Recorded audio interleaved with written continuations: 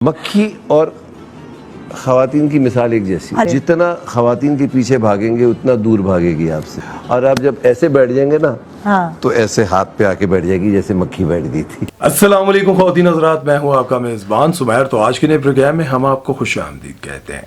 दोस्तों, ये तो आप लोगों ने अक्सर देखा होगा कि अगर किसी गली मोहल्ले में कोई लड़का लड़की को छेड़ते हुए पकड़ा जाए तो बहुत सारे ऐसे भाई जमा हो जाते हैं जिन्होंने खुद सारी जिंदगी ठरक झाड़ने के अलावा कुछ नहीं किया होता, और वो वहां पर खड़े होकर उस लड़के की लम ला के रख देते हैं। मतलब उसको इतना मारते हैं और साथ में ये भी कह रहे होते हैं, शर्म नहीं आती लड़की छेड़ते हो बेगैरत आदमी। और वो लोग उसको मारे होते हैं जो खुद एक नंबर के ठरकी होते हैं और खुद सारा दिन गलियों और बाजारों में सिर्फ इसीलिए खड़े रहते हैं कि कोई ना कोई लड़की शायद उनको हंसकर ही देख ले। इसी तरह से शोबिज इंडस्ट्री में भी कुछ ऐसे लोग हैं जो मुंह फट होते हैं, कुछ ना कुछ बोल देते हैं, लेकिन जब वो ऐसा कुछ बोल देते हैं तो फिर लोग ये कहने पर मजबूर हो जाते हैं कि यार इससे तो तमगा इम्तियाज ही ले लो वापस।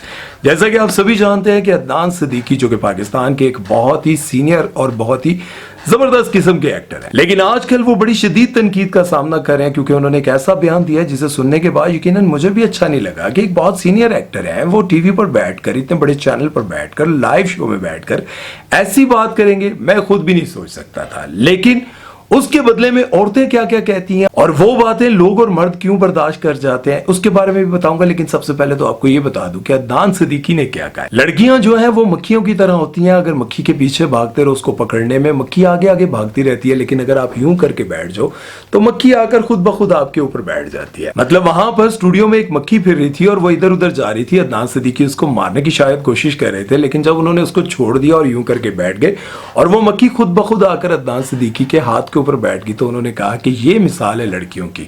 अब इस पर निदा यासिर यूं कहने लगी, भाई ये वायरल होगा। मैंने नहीं कुछ कहा भाई, क्योंकि आप सभी जानते हैं कि निदा यासिर के शो में अक्सर कोई ना कोई ऐसी बोंगी सामने आती है जिसकी वजह से निदा यासिर पर तनकीद होने लग जाती है। इस बार निदा यासिर ने पहली हैंड्स अप कर लिया और कहा कि मैंने ऐसा कुछ नहीं बोला, जो कुछ बोला है अदनान सिद्दीकी ने बोला है। पहले मैं आपको बता दूं कि मैं अदनान सिद्दीकी को डिफेंड नहीं करूंगा और ना ही ये कहूंगा कि उन्होंने ठीक कहा है, लेकिन मैं जरा आपको यह बताना चाहता हूं कि औरतें क्या कुछ कहती रहती हैं और उस पर लोग वाह वाह करते रहते हैं। माहिरा खान ने वासिफ चौधरी के शो में बैठकर यह कहा था कि जब मैं इस इंडस्ट्री में नई आई थी तो लोगों ने मुझे कहा था कि अगर इस इंडस्ट्री में काम करना है और खुद को बचा के रखना है तो सबसे पहले ध्यान रखना कि हुमायूं सईद के करीब नहीं जाना, अदनान सिद्दीकी के, एजाज असलम के, फैसल कुरैशी से, इनसे बच के रहना है। वो कहती हैं कि उसी वक्त जब शूट के दौरान मुझे नीचे जाना पड़ा तो हुमायूं सईद मैंने देखा वो भी नीचे आ रहे हैं, मैं तो देखकर घबरा गई। तो मुझे हुमायूं सईद ने देखकर कहा, क्या हो गया, क्यों घबरा गई हो? तो वो कहती हैं कि मैंने मुंह पर ही कह दिया कि लोगों ने मुझे ये कहा था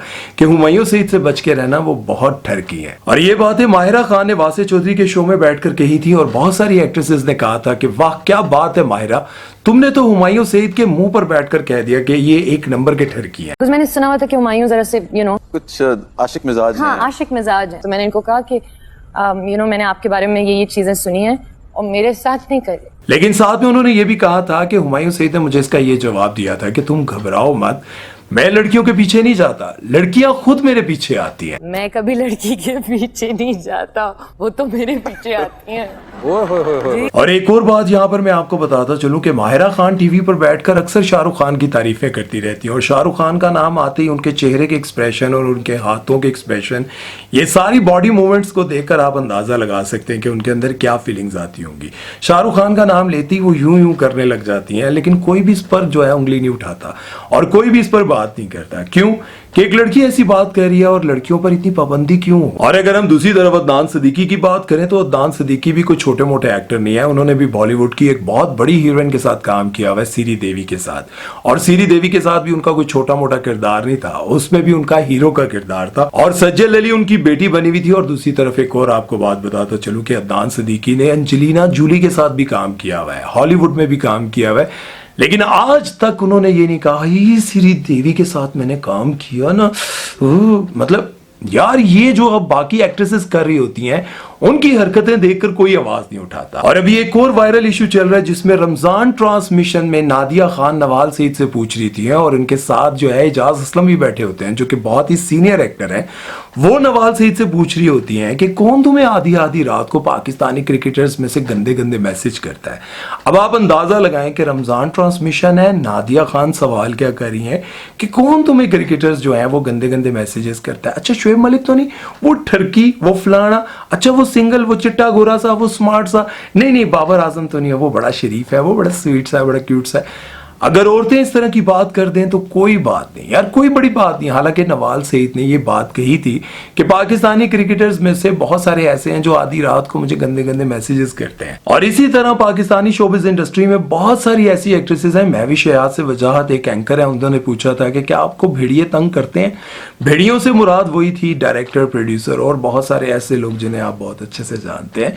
वो लोग क्या आपको तंग करते हैं काम देने के लिए, काम लेने के लिए? जब आप इस इंडस्ट्री में आई थी या फिर अभी काम कर रही हैं तो अभी आप लोगों को इस तरह की हरासमेंट का सामना होता है? तो उन्होंने कहा हाँ बिल्कुल होता है, बहुत सारे लोग ऐसा काम करते हैं, बहुत सारे लोग तंग करते हैं। और मैं भी शहयाद ने अपनी उस फहाशा वीडियो के लिए कोर्ट का भी दरवाजा खटखटाया था। और उसके बाद आपको पता है मिस मीरा जी की जब वीडियो लीक हुई थी तो उन्होंने कहा था कि वो वीडियो मैंने अपने हस्बैंड के साथ अपनी खुशी के लिए एक यादगार के तौर पर बनाई थी।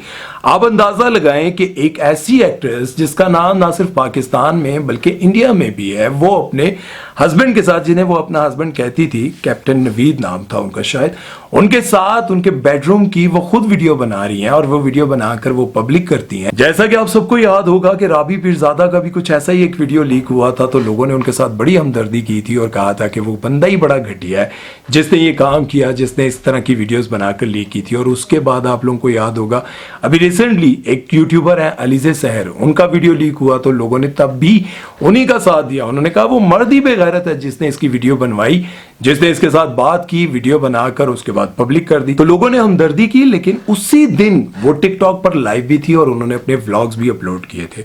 मतलब उनको जाती तौर पर कोई फर्क नहीं पड़ा था। उन्होंने एक छोटा सा क्लिप लगाया था जिसमें वो रो रही थी और कह रही थी मेरी यहाँ ते बद्दुआवां ही उन्होंने लगन गया।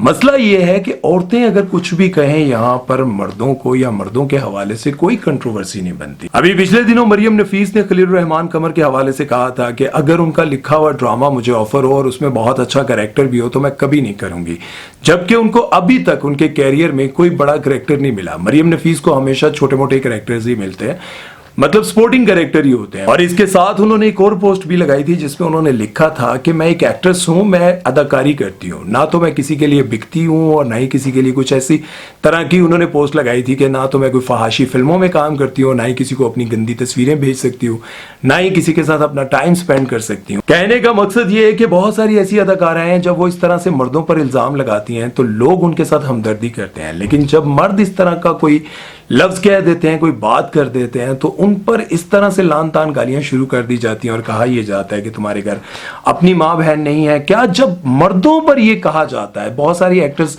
जब टीवी पर बैठकर ये कह रही होती हैं कि हमारी इंडस्ट्री, हमारे जो मुल्क के लोग हैं बहुत ठरकी हैं। और ये भी शायद आप लोगों को पता हो कि अभी पिछले दिनों दूर फिशा ने भी यही बयान दिया था कि पाकिस्तान में इंसान बॉयफ्रेंड नहीं रख सकता। और दूसरा पाकिस्तानी मर्दों के हवाले से उन्होंने कहा था कि पाकिस्तान में मर्द बहुत ठरकी हैं। मतलब इस हवाले से जब औरतें बात करती हैं तो लोग कुछ नहीं कहते, लेकिन अगर मर्द कोई ऐसी बात कर दे तो ये कहाँ का इंसाफ है भाई। सारे भाई बन जाते हैं, सारी बहनें बन जाती हैं, सारी आ जाती हैं, ये तो बड़ा घटिया इंसान है, बड़ा घटिया बंदा है।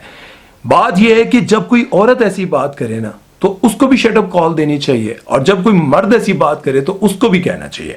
अदनान सिद्दीकी पाकिस्तान के बहुत बड़े एक्टर हैं, सीनियर एक्टर हैं, और मैं सच्ची बात बताऊं इस उम्र में तो लोग बुजुर्ग हो जाते हैं। आम लोगों में देखा जाए तो 50-60 साल की उम्र के बंदे को बुजुर्ग कहा जाता है, लेकिन जब हीरो 50-60 साल का हो जाता है तो वो और ग्रेसफुल हो जाता है, उसको बुजुर्ग नहीं कहा जाता। उसकी किसी बात, मतलब यार मान लो वो भी बुजुर्ग है बेचारा, गलती कर बैठा, माफ कर दो यार उसको भी। और एक और बात यहां पर मैं आपको कहना चाहूंगा, आप लोगों ने देखा होगा कि जब आपकी जिंदगी में बहुत सारे ऐसे गुनहगार सामने आते हैं, मुझ जैसे गुनहगार, मैं अदनान सिद्दीकी की बात नहीं करता हूं, मुझ जैसे बहुत सारे ऐसे गुनहगार, जब उनकी कोई बात सामने आ जाती है तो लोग उन पर कीचड़ उछालने लग जाते हैं। क्या कभी आप लोगों ने अपने गिरेबान में झांका है? क्या आप लोग ये बात समझते हैं, सोचते हैं कभी अकेले बैठ करके आपने अपनी जिंदगी में कितने गुनाह किए होंगे? क्या आपने कभी इस बात पर गौर किया है कि आपने अपनी जिंदगी में ना जाने किन किन को किस किस नजर से देखा होगा? कभी आप लोगों ने इस बात पर गौर नहीं किया होगा, लेकिन आपने इस बात पर गौर जरूर किया होगा कि दूसरा कितना गुनहगार है। और दूसरे पर आपने न जाने कितनी बार कीचड़ उछाला होगा। सारी वीडियो के बनाने का मकसद ये था कि इंसान को अपने गुनाहों पर ज्यादा फोकस करना चाहिए, सोचना चाहिए कि हम कितने नेक और कितने पारसा हैं और कितने गुनहगार हैं और हमने आगे जाकर क्या जवाब देना है। उम्मीद है कि आज का वीडियो आप लोग को पसंद आया होगा। अपना बहुत सारा ख्याल रखिएगा, दुआओं में याद रखिएगा। अल्लाह हाफिज।